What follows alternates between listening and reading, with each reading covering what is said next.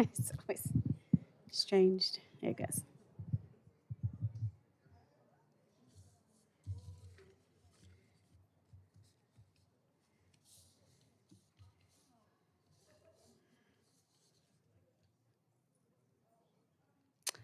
Okay, we're going to be beginning. So if you are standing, please take a seat, please.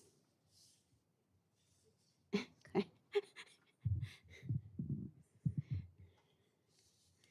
Hi, everyone. I'm Diana Delgado. I'm the literary director here at the Poetry Center. Yay! And I'm really, really excited to stand here after summer passed so quickly, and we've been through so many things. And we had Anthony Cody here and Maida Rang, but I'm really excited to have Lorna Dee Cervantes here tonight to start our fall reading series. So let's give a hand to Lorna for coming out to launch her book. I'm going to read a brief introduction that I wrote for Lorna. But before I do, I want to just sort of share 3 things with you. Four things, actually.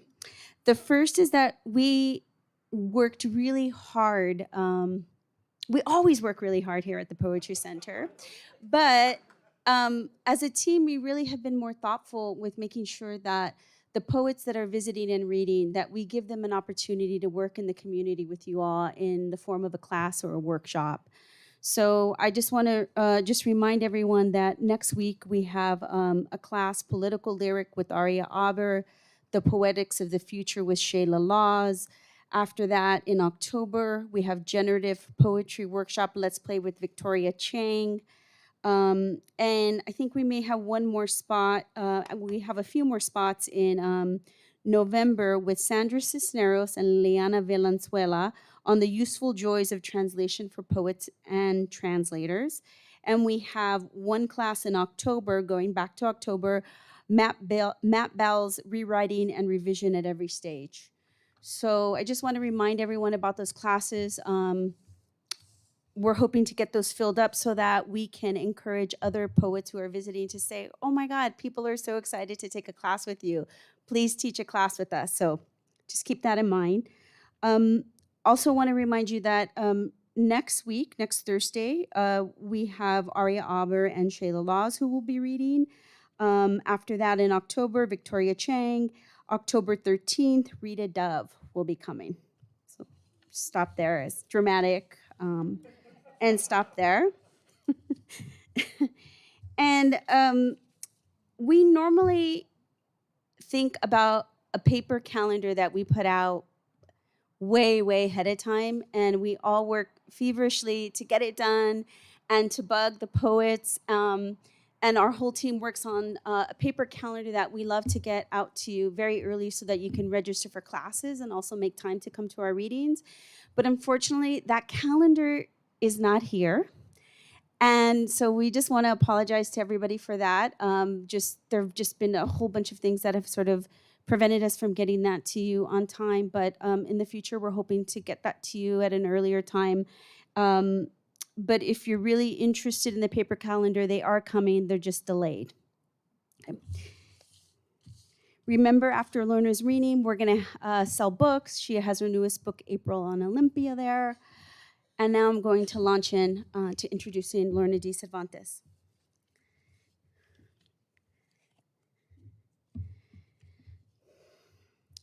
It is impossible to introduce Lorna Dee Cervantes without briefly taking a moment to contextualize her more than 40 years of impact on the development of Chicano, Chicana, Chicanx poetry, which began in 1981 with the publication of her watershed book, Emplumada, which won an American Book Award. Since that publication, she has published 5 more books, the most recent, April on Olympia, and her body of work has redefined working class narratives by centering the experiences of women and that of historically oppressed communities, including, my friends, one of our most marginalized ecosystems, the earth. Operating from American and indigenous poetics in addition to branches of philosophy, science, and linguistics, Cervantes's poems are vivid and realistic portrayals of the oppressive conditions that brown people endure in their day-to-day life, and at the same time possess the notable hallmarks of the surrealist Neruda and Lorca, symbolists known for their ability to leap from image to image and produce an effect that Cervantes herself has called the unexpected inevitable. In a 2003 interview with Cervantes titled Memphis Mini Genocide and Identity Politics, interviewer Alex Stein said this about Lorna Dee Cervantes. She talked until I ran out of audio tape, some 4 or 5 hours. I got the feeling she was just warming up. She's an enchanting monologist, full of feints and thrusts, half stops, and mad dashes. For every sentence she finishes, she leaves 5 sentences dangling. At times, listening to her, I felt that I was being engulfed in a whirlwind in which, caught up and swirling around my head, were the bucking, tumbling pages of 1,000 half-tamed poems. Agreed. Agreed. One often walks away from the poems of of Lorna Dee Cervantes feeling that one has encountered a master. Yet this master defies categorization in that her voice, has traveled a long way to be here with us, perhaps ascending from the pit of earth to share. I come from a long line of eloquent illiterates whose history reveals what words don't say. Or as the essayist David Shields has said, on what one must accomplish to be considered a master, one must dissolve a genre or invent one. I met Lorna Dee Cervantes more than 20 years ago on the page through her poem, The Poet Is Served Her Papers, while enrolled in literature of the Mexican American at a community college that was filled with first-generation Southern Californian Chicanos. And I read her poem, The Poet Is Served Her Papers, and it began, so tell me about fever dreams, about the bad checks we scrawl with our mouths, about destiny missing last bus to oblivion. And that poem not only took my head off, but split me in two to show me a place in an art form that had previously only been shown to me through the lens of whiteness. In short, she created a bridge between the two cultures I was living in, that of the dominant and that of my world, Latinidad. And now here we have Lorna Dee Cervantes here to read from April on Olympia, which is politically driven and reflective again of Cervantes' dedication to the self and the earth. You gave me springtime in the haunting thrush's cry, she writes, and later, show me a map where the countries aren't women.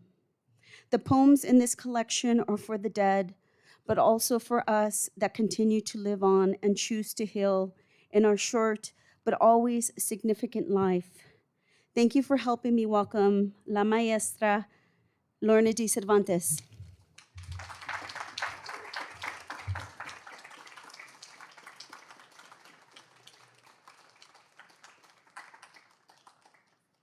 Thank you, thank you, thank you. It's wonderful to be here again. It's wonderful to see the Poetry Center flourishing, thriving, and poetry alive, and off the books. Thank you, Diana. Thank you, Tyler. Thank you, Paula. Especially thank you to the librarians. Thank you to the docents.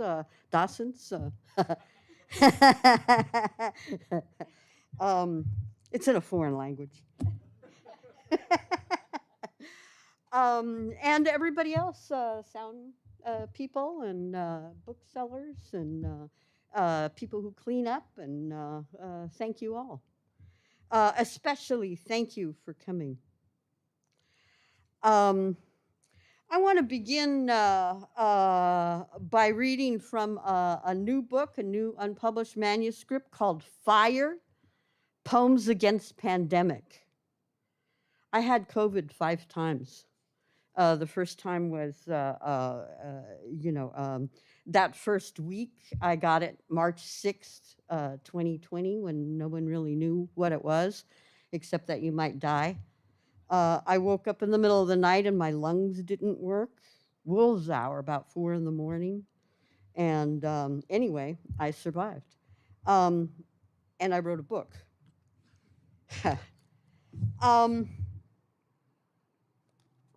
This is the last poem in the book. I think I'll be reading the first poem and the last poem, but I'm going to be doing them in an opposite order. I'll read the last poem of the new manuscript first. I wrote this poem a couple of weeks ago, September 3rd. And I'll end with the first poem in the manuscript. And then I'll be reading from April on Olympia. My grandmother's native, California, is burning. My grandmother's native, California, is burning. Land that she loved, land she pledged allegiance to daily with the trees, reciting together with the birds whose sudden songs she knew by heart, loved the changing morning face of the ocean, never the same. Land she roamed on her few free days as a slave, a young, capable woman with a bedroll, without her Spanish spurs.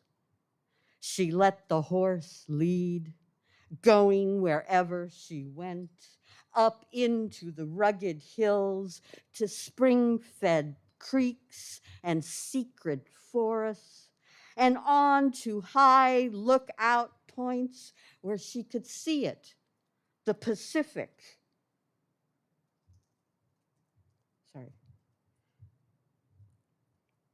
Where she could see it, the Pacific, our only country, el mar. To soft meadows to dream of the gold hills of home, Montecito, Santa Barbara in her veins, and that far off ancient island, all those old West towns she loved when she was truly free, an elder, and photographed like the Indian she was, her head placed firmly in the box, or in her fine silver concha belt of hammered butterflies, the antennae near filigree, and a dark velvet skirt, smiling with her arm around a sister, poised for the picture, for a living. My native California is burning. All that will be left are the survivors again.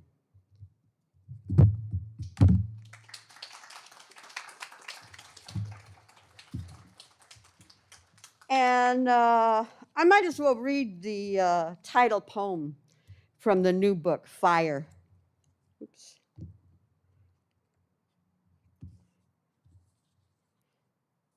Sorry, I should have.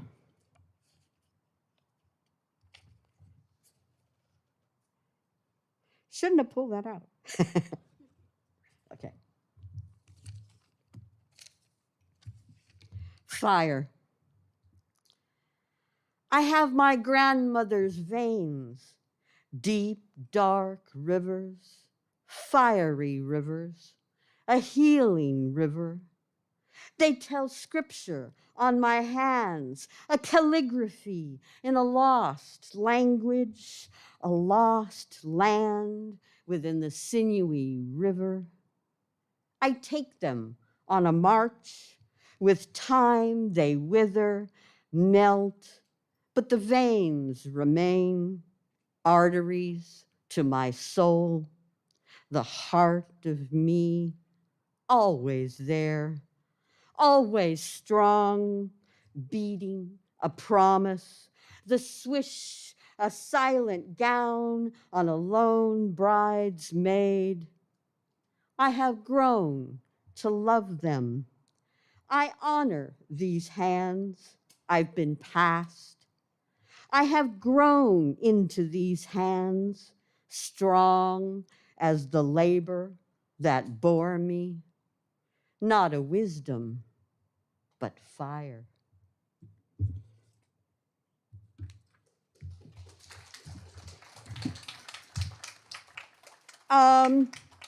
Now from the new book, I want to dedicate this reading, besides the poem, to my junior high school homeroom teacher. You have homeroom teachers? Did you have homeroom teachers? Maybe if you're my age, I don't know if they still do that.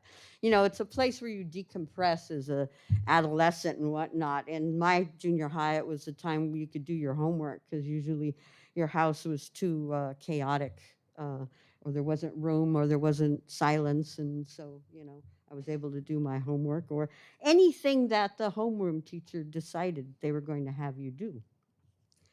So this is for my homeroom teacher, for Alphonse Lewis, brass band. He was also my music teacher. Brass band for Alphonse Lewis. Thank you to my homeroom teacher for leaving me for hours under a tuba too heavy to lift. It caged me in my band chair for making something more than music. Thank you for your musical hands, my color, for your stories of women too pure to touch your filth, for helping her up to her seat anyway, you, a composer, a Beethoven, but black. Thank you for getting stuck in that barrio high, in that barrio junior high, for making the best of us, for fighting for our right to die and be buried with the rest, for teaching me to question, for making me keep my head down in order to imagine, for telling me to never mind my ragged rolled skirts, the broken-toed shoes from Jesus Saves bins on Thursdays. Thank you for leaving me here to own my perpetual late, my too far ahead, my never going to get there, my failure. Now, remembering your name, you are forever etched in my brass.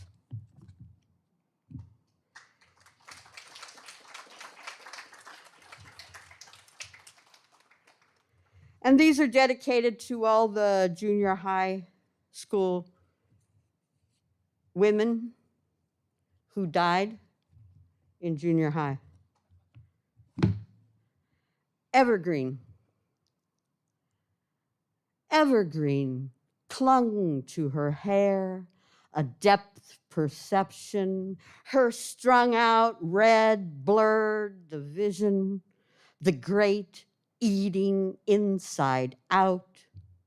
She shot up vials of yellow sap, the menthol fire of alcohol in the mix, the fixing of future in the passing of sense, the third eye, a hole in her arm to the hip, a swelling of lip, the crackling of something foreign, the wild fire taste of eucalyptus.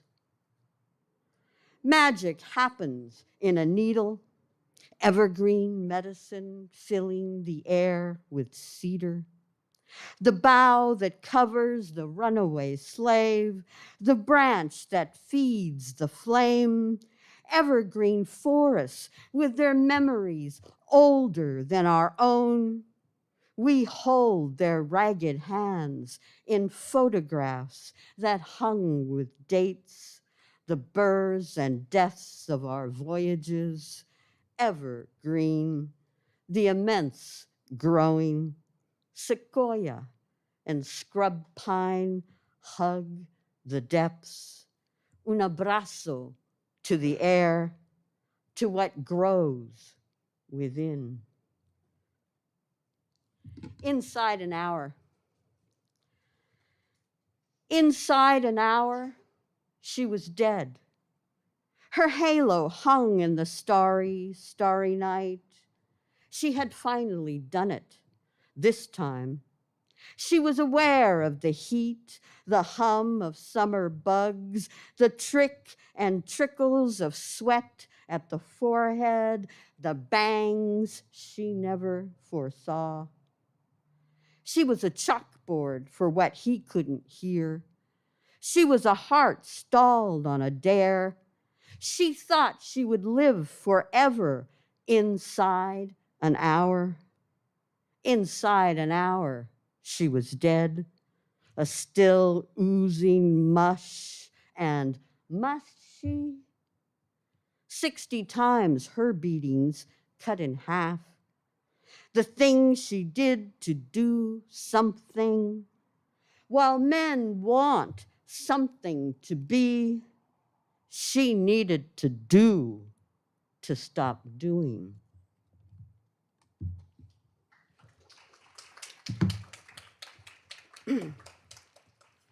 After Julia Alvarez, I have something to say, but the world pointed otherwise. Dark-skinned palabras hung at the bar. Sol y tierra danced.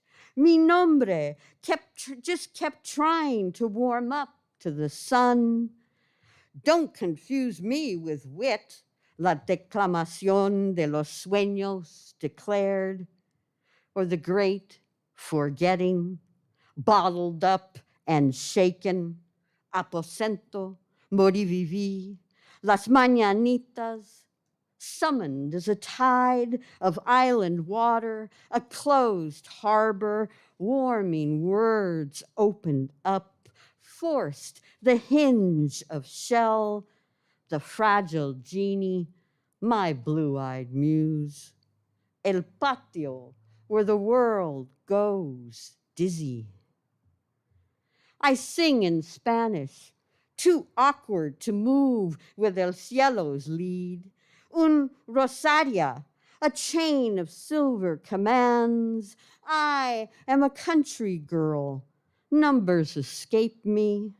Till the morning, I open my cradle and display my array, the snowy mist of intimacy, an ache on the tongue. My heart waits on a horizon blown and early, a corner of too many leaves and arrivals. Gama, flor, calor. Lo que hace back when the force beats back, a mile an hour looks back. A vocabulary of dust and blade. Some things don't translate what this kid could never say.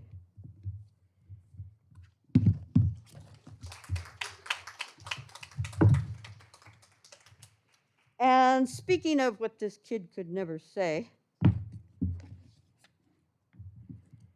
I'm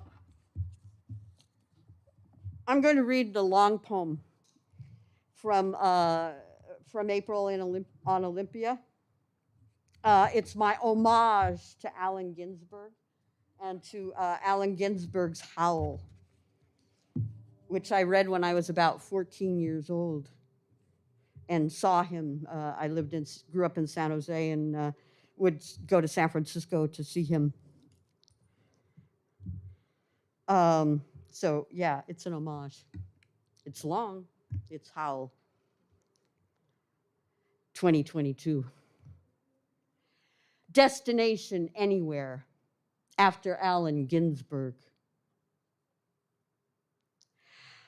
I have watched the best souls of my nation crumpled in foil against the crumbling brick, bare-faced of ivy, yanked out, cranked out, yodeling their terror through the cop streets, battered blind of ambition and terrorless.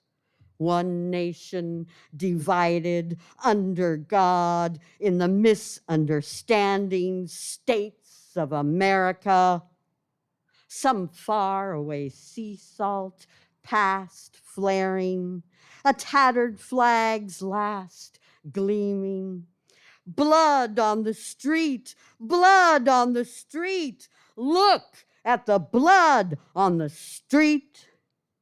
They shout at the boarded up ministries of destiny, while destiny, a girl with no face, is pregnant with horror. The faces, the faces. Have you ever seen such drunken blue on your blue TV screens? Nothing is ever yellow but the dead to the poor. The poor lose wits. The ocean grows vast with their fears. They have no more hands in which to relieve their thirst of themselves, no more feet with which to run. They are light, they levitate, snagged on the thought of themselves. At last, the start to the blackening aid. Follow them, the ones still rowing ashore, chained to the metal or gold. The streets full of gold, the death markets are busy, all the engines, their minds at full throttle, while someone is locked in there, erased and foreign. Oh, I know you don't know this. They moan in the night. Their shopping carts rattle, tattle to the busy hum of the burning computers. Inside, the core dream of freedom ringing in their shot-out ears.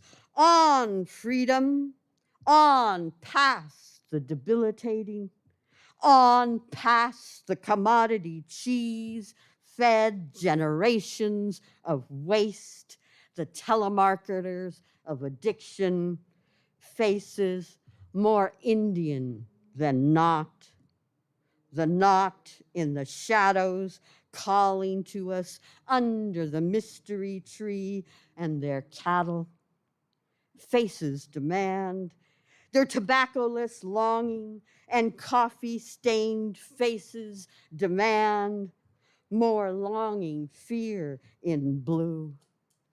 The trees, why must we level? Why must we murder the long summer, the vision of one, the plan, the disaster, the revision of the summit over? All we are is all. All we can is a long division of over. The call and response is overdue, overpaid to some else, some same destination, some crossroads, some X on the map to the heart of the matter. What is the matter with you, catgut of your sawed-off tongue? Don't you know who you are? The pallbearers, the Kaddish speakers, quorum of one. For you, the you speak, fleshless and pure. We know what we speak. The dead know well. We speak to your quarry of one, to the fish in your belly, drinking your spittle, the divine unto the night, into kingdom come, some lost longing, sour trudging, the war done, some lost languages trailing behind with their bleeding teats, trudging nigh on the white horse in a chant and fire. Some long into it, some show, some slow download to what's due you had the speed and software been true. There is a place that martyrs sick between the arms, the bruised hip, and less the lip, some full mouth filing, some shutting up but not to say. There will never be enough words of love for their tattered remains. What remains? They stay in vermilion sunset, but don't know that word or its meaning, flashing the maw. They lost for no one knows them.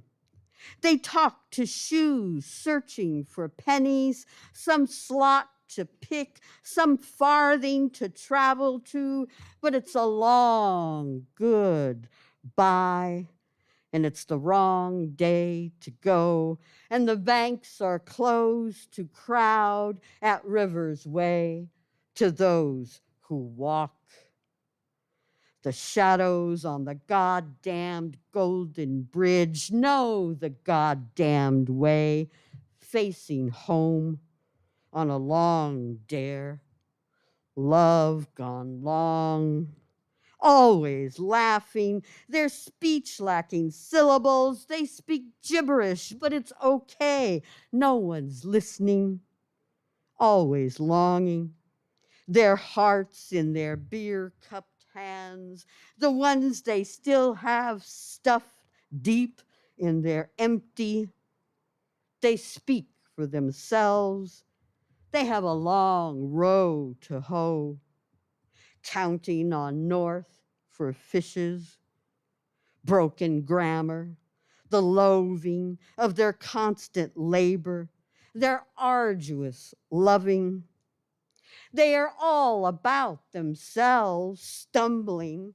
The day is a dare in the malls of the dogs who look in smudged windows at the shows of tomorrow, but do not see them or speak our language, dry as it is with gravel. They are mute. Their slack jaws are full of stuck eggs. They get away with it too. The ones we don't shoot get beaten. They kick away and just get beaten until they are shot up with it. The horror, the horror, the horror we speak, but it has no referent to the year less earless. I have known the far off best minds, the lines of spittle oozing down their noses, like from the mummified cannery janitor who works all day for a dime, allergic to peaches, whose hands are red though their skins are black. They write poetry to each other in the muted dark, there in their curtainless windows, revealing their hide. They speak to no one, frantically pumping Ganesha's tusk into their loin. There they are certain. They duck walk, zigzag in their flopping shoes, in their flopping soles, their mouths pursed in a circular O. The silos of mystery sealed from their kiss. Their souls are dingy damage in the light. The light, the light. I have seen the light. I have seen them. They speak, but it wasn't at us, not we, not the indivisible. They walk the waking streets, reeking of popcorn and white chocolate, the poop on the street, ubiquitous and chalky. They scatter shot easily. Their minds have been elsewhere. It's all they know of flushing, now flashing, the backup slapping, the little brown girl begging for coin again to sell the painted rock, its perfect rose chipped off in the fall. That girl is me. That woman never recovered, waiting for a man to take her away to some pay and save of the heart's delight, some valley of craw. Lo, that I might see you. They pray to each other in the red alleys of the demeaning sheets. They live where they can. She never recovered from that man, the velvet trauma, frightened by a child in the street, her good red coat flapping in the rain like the wings of butterfly, the anger of nice on her face. She wasn't afraid of me. She feared. Her love who led her away, nameless and vivid. Why? Why did she never reason with me? A direct child, an urchin, a Dickens of a Dickens, a Dickinsonian edge to it all and everything. Everything settles. A woman alone is unnerving. She is unnerved, that woman, stripped like a shrimp for what passes for time. She is still afraid, marred forever by my much, never to repair the rose and the sorrow. At the dock, the dim lit reeking, my beauty sat in gum-stuck theaters, rocking around the clock. The mice are asleep, heavy with cat. She should have kept her legs to herself, that kicking, while I babysat self, my money in hand, my baby belly asking, who got in first? Who didn't lock the door? Who faltered? What knot did she put in her face? Some kind of marrow, an arrow of a girl asking again and again, why? Why do they always want to put it in there?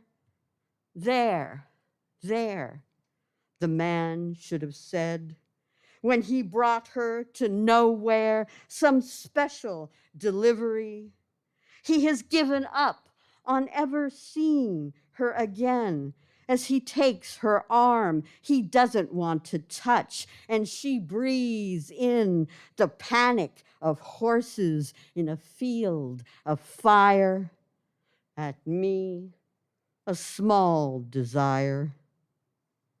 Is it there?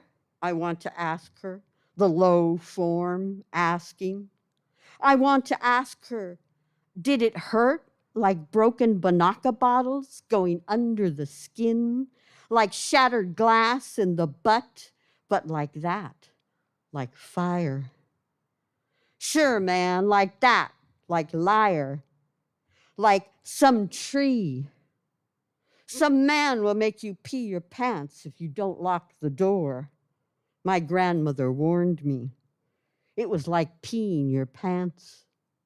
I dreamt it smelled like flame, like holy water, the brew still misting my vision, but safe, some kind of arresting. Make me, hermanita, make fire. They called in the bright, and I went for it, barefoot and mattered.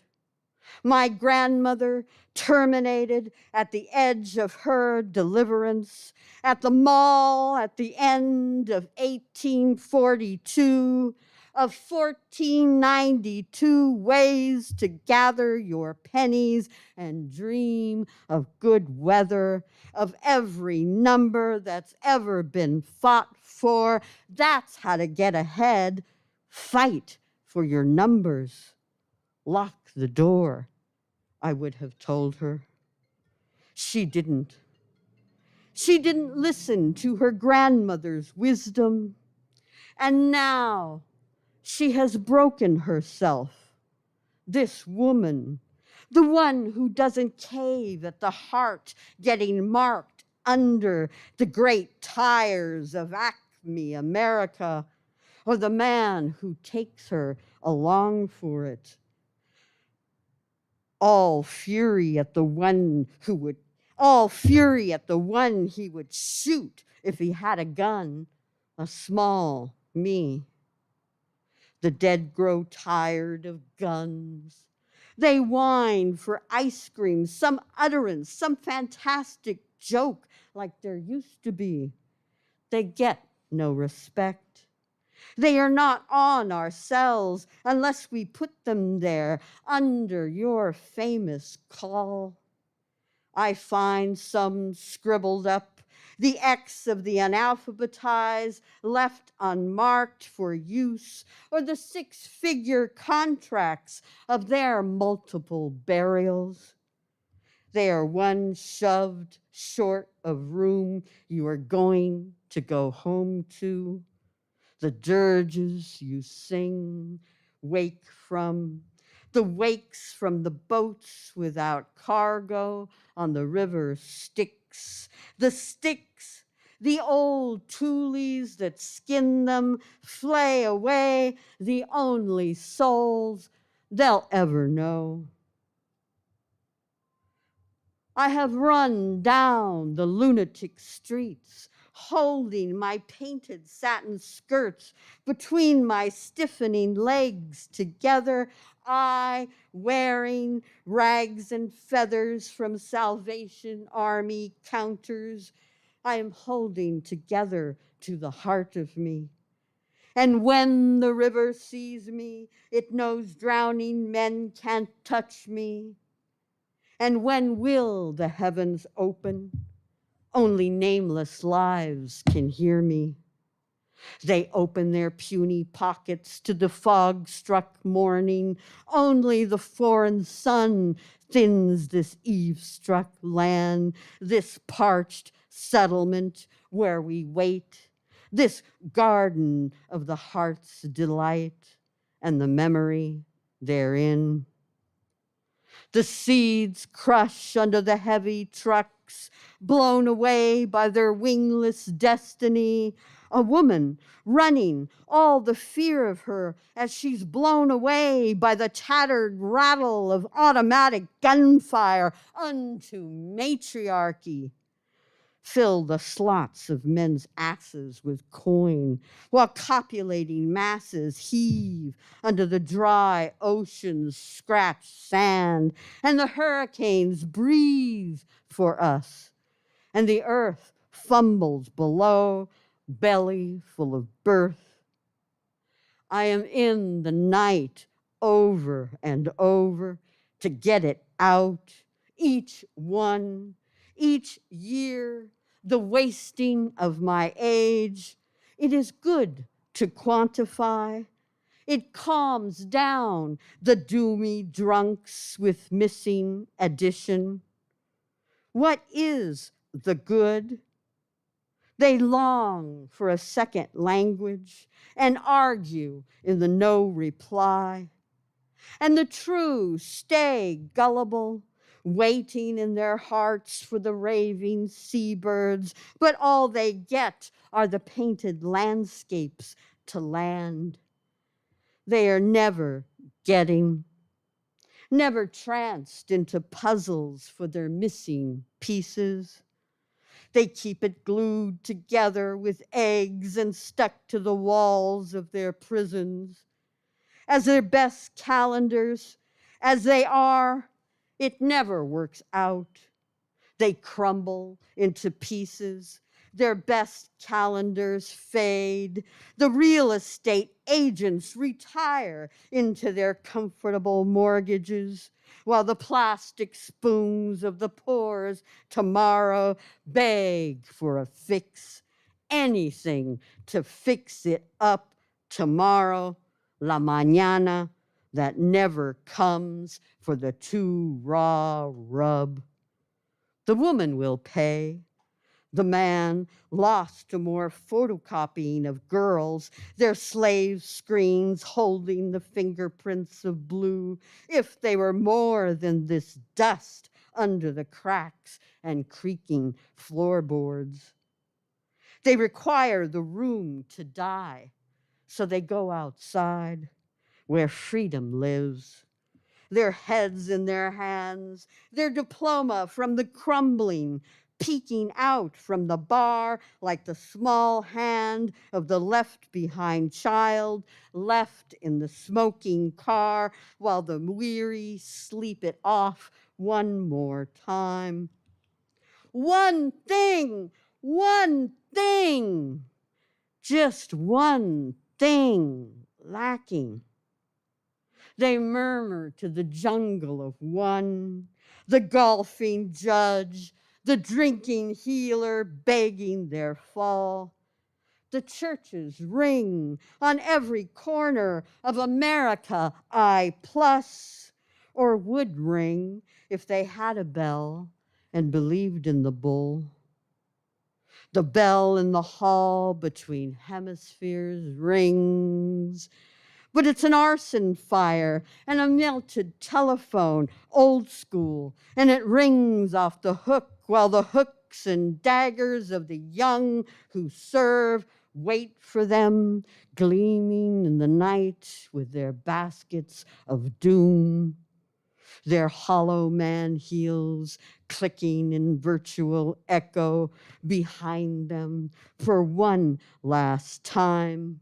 One final thing, one thing, one fling, one long golden bow, the bow or the silvered screen where they see who they really are. Some half utterance, naked but fulfilling, till death do us part, one spirit to all.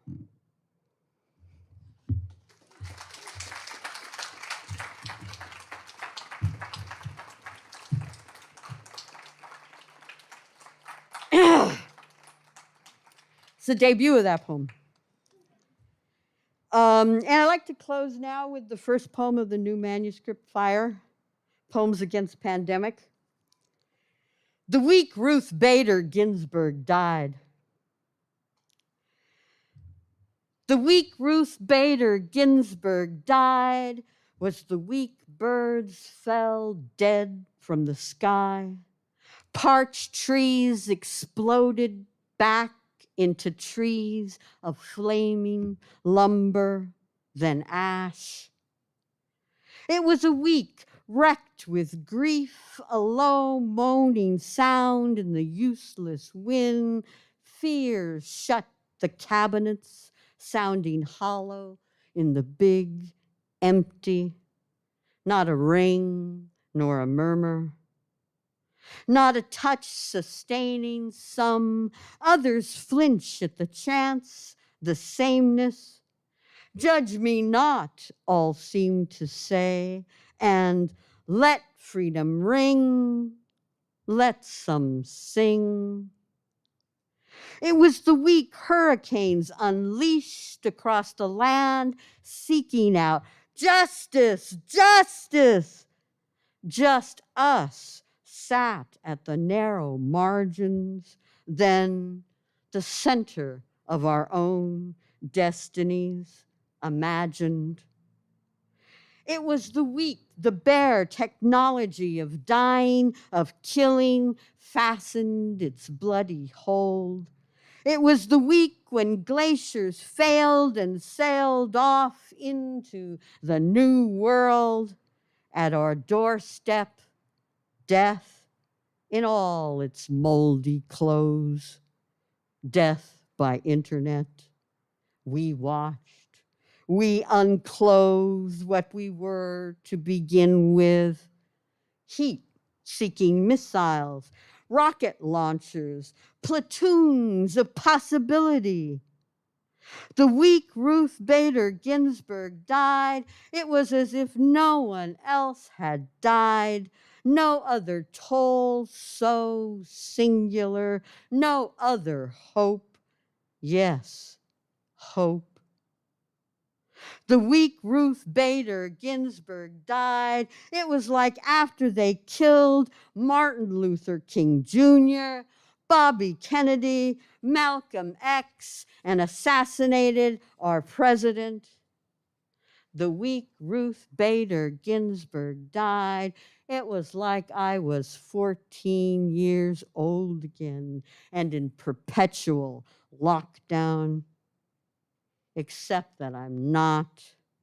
Now I have rights, rights we fought for and birthed, and we're never going back. Thank you.